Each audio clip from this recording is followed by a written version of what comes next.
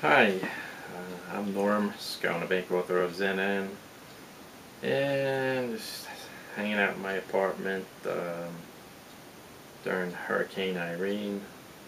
We lost power about 9:23 a.m. It's about 12:14 now. Um, Not too much damage, just a lot of small tree branches. The hurricane, I think it's actually been degraded to a tropical storm, so we're getting 60, 70 mile an hour winds, maybe some gusts 75 or more. Um, but I'm hoping we'll have power in the next day or two, or maybe 3 days. Um, but it's been quite an experience. Just writing it out, sleeping last night, wondering just how severe is it going to be? Is the tree going to come crashing down into my bedroom? Luckily none of that happened, and I got up at 8 this morning and we still had power, so I thought maybe the worst was over. But and watching the Weather Channel, it showed the center of the hurricane had not actually yet reached us. It was going to be another hour or two, but I think it's probably on us now. Good news being, if this is the worst of it, it doesn't seem too life-threatening. We've made it this far, so it's probably just a matter of, as the wind changes and shifts around,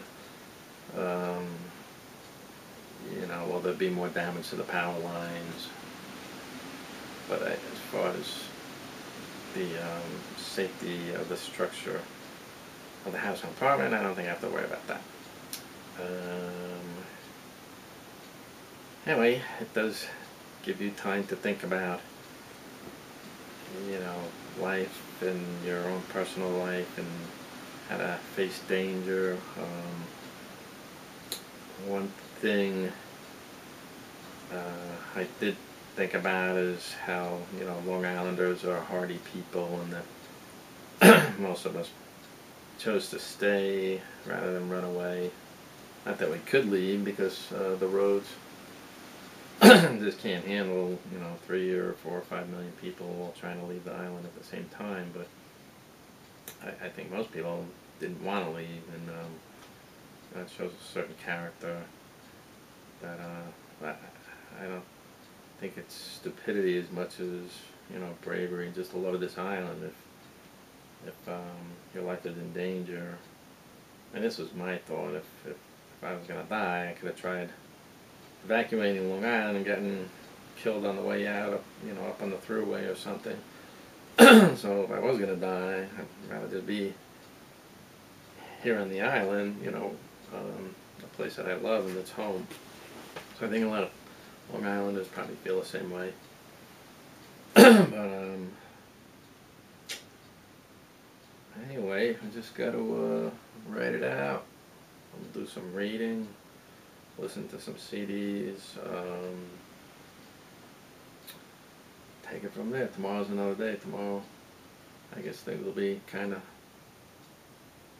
back to normal as far as wind. It'll be interesting to see, how the roads are, if it's passable to get out to other towns, and just how extensive the loss of power is. In my backyard, it looks like maybe a couple of the small power lines, where the hookups are from the main line to the houses, it looks like maybe a couple of them got cut by branches falling. They're just kind of dangling, so maybe that's part of the problem right here locally. But it's still a mystery. I can't watch TV or watch the news anymore, so I don't know as far as like the main areas of town, or how many towns have lost power, if it's a whole island or just our town. Who knows? So I guess I'll find out tomorrow, when I feel it'll be safer to try to drive out and see what's going on, and actually to try to go to work. And we just take the rest from there. I got some food. Just couldn't find the D-size batteries anywhere. Yesterday or Friday, everybody was sold out. Walmart, Radio Shack, Sears. Just, most of the stores still had the double A's or the triple A's, but the D's and the C's were gone. So I got 2 large scented candles from King Cullen for lighting tonight. They do have a hand-powered flashlight or 2 of them, but they, you have to keep cranking them to keep it lit. So it's good for emergency, but not for just being able to hang out here with some light. I'll have to use the candles. I bought a bunch of boxes of snack bars at Walmart when I was looking for batteries. Got some water. They had a shipment of cases and cases of gallons of water at Walmart when I was there. So I got 3 gallons of that, and I had some smaller bottles left over.